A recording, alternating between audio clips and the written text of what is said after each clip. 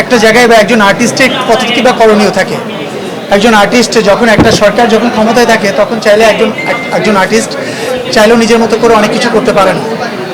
একজন গেস্ট হয়ে ডাকলে অবশ্যই সেখানে যেতে হয়েছে, বা এক কথা প্রত্যক্ষভাবে বা পরোক্ষভাবে যদি কেউ জড়িত না থাকে কোনো দলের সঙ্গে বা কোনো অন্যায়ের সঙ্গে, আমার মনে হয় তাকে হয়রানি না করে তাকে মানে ক্ষমাসুন্দর দৃষ্টিতে দেখাই উচিত। কারণ আমাদের রুটি রুজি এই আর্টিস্ট, আমরা যেহেতু আমাদের কাজ দিয়ে এটা রুটি রুজি, আমাদের অন্য কোনো কাজ নাই। সেক্ষেত্রে গভর্নমেন্ট বলেন, প্রশাসন বলেন, যখন যে থাকবে তারা যখন একজন আর্টিস্টকে ডাকবে তারা সেখানে যেতে বাধ্য আর কি।